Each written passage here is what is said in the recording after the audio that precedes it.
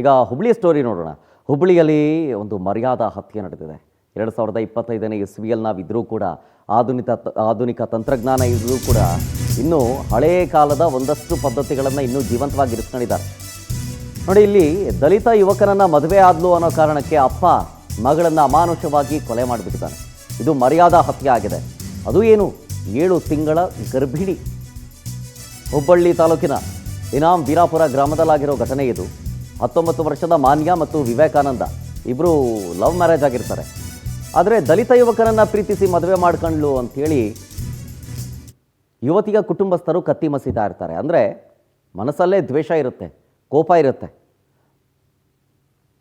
ಹೀಗೆ ಇದೇ ಜಾತಿ ವಿಚಾರಕ್ಕೆ ಸಂಬಂಧಪಟ್ಟಂತೆ ಮೇಲ್ಜಾತಿ ಕುಟುಂಬದ ಯುವತಿ ತಂದೆ ಕೀಳ್ ಜಾತಿಯವನ್ನ ಮದುವೆ ಮಾಡಿಕೊಂಡ್ಲು ಅನ್ನೋ ಕಾರಣಕ್ಕೆ ಕೊಲೆ ಮಾಡಿಬಿಟ್ಟಿದ. 7 ತಿಂಗಳ ಹಿಂದೆ ಯುವತಿಯನ್ನ ದಲಿತ ಯುವಕನೊಬ್ಬ ವಿವಾಹವಾಗಿದ್ದ. 2 ಕುಟುಂಬದವರನ್ನೂ ರಾಜ್ಯ ಪಂಚಾಯಿತಿ ಮಾಡ್ತಿರ್ತಾರೆ ಪೊಲೀಸರು. ಮದುವೆಯಾಗಿ 7 ತಿಂಗಳ ಬಳಿಕ ಕ್ರೌರ್ಯನ್ನ ಮೆರೆದಿದ್ದಾರೆ ಹೆತ್ತವರು. ಮದುವೆ ನಂತರ ಪ್ರಾಣ ಭಯದಿಂದ ಹಾವೇರಿಯಲ್ಲಿ ವಾಸ ಮಾಡಿತ್ತು ಈ ಜೋಡಿ. 8ನೇ ತಾರೀಕು ಊರಿಗೆ ಬಂದಿರ್ತಾರೆ ಮಗಳು ಮಾನ್ಯ ಮತ್ತು ಅಳಿಯ ವಿವೇಕಾನಂದ. ಆಗಿದ್ದಾಯ್ತು ಅಂಥೇಳಿ ಸುಮ್ಮನೆ ಇರೋದು ಬಿಟ್ಟು ಸಂಜೆ ಮನೇಲಿದ್ದಾಗಲೇ ಆ ಯುವತಿಯ ತಾಯಿ ಬಂದು, ಆ ತಂದೆ ಬಂದು ಏಕಾಏಕಿ ಕೊಲೆ ಮಾಡಿಬಿಟ್ಟಿರೋದು. ನೆನೆ ಸಂಜೆ ಮನೇಲಿದ್ದಾಗ ಮಾನ್ಯ ಮತ್ತು ವಿವೇಕಾನಂದ ಅವರಿಬ್ಬರ ಮೇಲೂ ಅಟ್ಯಾಕ್ ಮಾಡ್ತಾರೆ. ಜೊತೆಗೆ ವಿವೇಕಾನಂದ ಅವರ ತಾಯಿ ಮತ್ತು ತಂದೆ ಇಬ್ಬರ ಮೇಲೂ ಕೂಡ ದಾಳಿ ಮಾಡ್ತಾರೆ.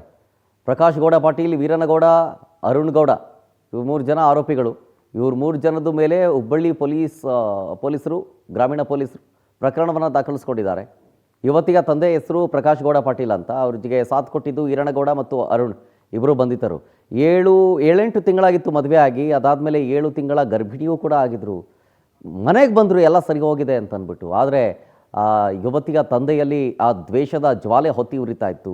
ಆ ಜ್ವಾಲೆಗೆ ಸಿಕ್ಕಿ ಇವತ್ತು ಆ ಯುವತಿ ಬಲಿಯಾಗಿದ್ದಾಳೆ. ಸಂಜೆ ಸುಮಾರು 6-6:30 ಗಂಟೆಗೆ ನಮ್ಮ ಹುಬ್ಳಿ ಗ್ರಾಮೀಣ ಪೊಲೀಸ್ ಠಾಣೆ ವ್ಯಾಪ್ತಿಯಲ್ಲಿ ಇರಾಪುರ್ ಊರಂತ ಹೆಸರಲ್ಲಿ ಒಂದು ಘಟನೆ ನಡೆದಿದೆ. 3 ಜನ ಆರೋಪಿಗಳು ಮಾನ್ಯ ಪಾಟೀಲ್ ಅಂತ ಲೇಡಿಗೆ ಪೈಪಿಂದ ಹೊಡೆದ್ರೆ ಅಸಾಲ್ಟ್ ಮಾಡಿದ್ದಾರೆ. ಅದಕ್ಕೋಸ್ಕರ ಜೊತೆಗೆ ಆವಾಗ ಜಗಳ ಬಿಡ್ಸೋಕ್ಕೆ ಯಾರು ಬಂದರೆ ಅವ್ರದ್ದು ಸೊಸೆ ಮದರ್ ಇನ್ ಲಾ ರೇಣುಕಮ್ಮ ಅವ್ರಿಗೇನು ಅಸಾಲ್ಟ್ ಮಾಡಿದ್ದಾರೆ, ಮತ್ತು ಹೂವಮ್ಮ ಅವ್ರಿಗೇನು ಅಸಾಲ್ಟ್ ಮಾಡಿದ್ದಾರೆ. ಇದರಲ್ಲಿ ಹುಡುಗಿದು ಫಾದರ್ ಇನ್ ಲಾ ಅವ್ರಿಗೇನು ಅಸಾಲ್ಟ್. ಕಳೆದ ಮೇ ತಿಂಗಳಲ್ಲಿ ವಿಕ್ಟಿಮ್ ಇದ್ದಾರೆ ಮಾನ್ಯ ಅಂತ, ಅವ್ರದ್ದು ಮದುವೆ ಆಗಿತ್ತು ವಿವೇಕಾನಂದ ಅಂತ ಹುಡುಗರ ಜೊತೆಗೆ. ಇದು ಹುಡುಗಿ ತಂದೆ ತಾಯಿ ಒಪ್ಪಿಲ್ಲ, ಹುಡುಗಿ ಫ್ಯಾಮಿಲಿ ಒಪ್ಪಿಲ್ಲ. ಬಹುಶಃ ಅದೇ ಕಾರಣ ಈಗ ಕಂಡು ಬರ್ತಾರೆ. ವಿಕ್ಟಿಮ್ ಮಾನ್ಯದು ಕಂಡೀಷನ್ ಭಾಳ ಸೀರಿಯಸ್ ಇದೆ ಸದ್ಯಕ್ಕೆ. ಡೀಟೇಲ್ಸ್ ಕೊಡ್ತಾರೆ ನಮ್ಮ ಹುಬ್ಳಿ ಪ್ರತಿನಿಧಿ ರವಿಕುಮಾರ್ ಉಳ್ಳಾಗಡ್ಡಿ ಫೋನ್ ಸಂಪರ್ಕದಲ್ಲಿ. ರವಿಕುಮಾರ್, SP ಅವರು ಏನೇನಂದ್ರು, ಜೊತೆಗೆ ಪೋಸ್ಟ್ಮಾರ್ಟಮ್ ರಿಪೋರ್ಟ್ ಬಂತಾ?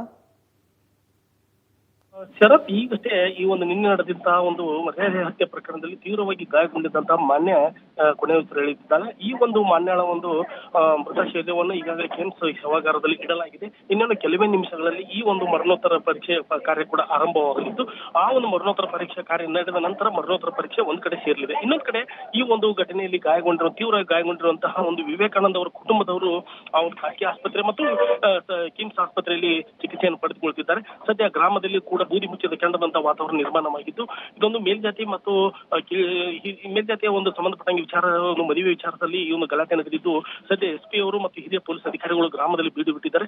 ಇತ್ತ ಒಂದು ಮಾನ್ಯಾಳ ಒಂದು ಮರಣೋತ್ತರ ಪರೀಕ್ಷೆ ಮುಗಿದ ನಂತರ ಆ ಒಂದು ಮೃತ ಒಂದು ಶವವನ್ನ ಆ ಒಂದು ಮಾನ್ಯಾಳ ಇದು ಅಂದ್ರೆ ವಿವೇಕಾನಂದರ ಕುಟುಂಬದ ಹಸ್ತಾಂತರ ಮಾಡಲಿದ್ದು, ಅವರು ಆ ಒಂದು ಗ್ರಾಮದಲ್ಲಿ ಮಾಡಲಿದ್ದಾರೆ ಅಥವಾ ಬೇರೆ ಎಲ್ಲಿಯಾದ್ರೂ ಮಾಡಲಿದ್ದಾರೆ ಎಂಬುದನ್ನ ಪೊಲೀಸರು ನಿರ್ಧಾರ ಮಾಡಲಿದ್ದಾರೆ. ಮತ್ತು ಈಗಷ್ಟೇ ಕೂಡ SC ಮುಖಂಡರು ಸಹಿತ ಕಿಮ್ಸ್ ಶವಾಗಾರಕ್ಕೆ ಆಗಮಿಸಿದ್ದು, ಆ ಒಂದು ಮುಖಂಡರ ಜೊತೆಗೆ ಸಹಿತ ಪೊಲೀಸ್ ಅಧಿಕಾರಿಗಳು ಮತ್ತು ಹಿರಿಯ ಸರ್ಕಾರಿ ಅಧಿಕಾರಿಗಳು ಸಹಿತ ಆ ಒಂದು ಚರ್ಚೆಯನ್ನ ಮಾಡ್ತಾ ಇದ್ದಾರೆ. ಇವೆಲ್ಲವುಗಳ ನಡುವೆ ಇತ್ತ ಆ ಒಂದು ವಿವೇಕಾನಂದ ಅವರ ಒಂದು ಘಟನೆ ನಡೆದಂತಹ ಒಂದು ಮಾನ್ಯಾಳ ಹತ್ಯೆ ಮಾಡಿದಂತಹ 3ರನ್ನ ವಶಕ್ಕೆ ತೆಗೆದುಕೊಂಡಿರುವ ಹುಬ್ಬಳ್ಳಿ ಗ್ರಾಮೀಣ ಪೊಲೀಸರು ಇನ್ನೊಂದು ಕಡೆ ತನಿಖೆಯನ್ನು ಮಾಡ್ತಾ ಇದ್ದಾರೆ. ಇತ್ತ ಮರಣೋತ್ತರ ಪರೀಕ್ಷೆ ಕೂಡ ಇನ್ನೇನು ಕೆಲವೇ ನಿಮಿಷಗಳಲ್ಲಿ ಕೂಡ ಆರಂಭವಾಗಿದೆ. Sharath. Okay, thank you Ravikumar ಡೀಟೇಲ್ಸ್ಗಾಗಿ.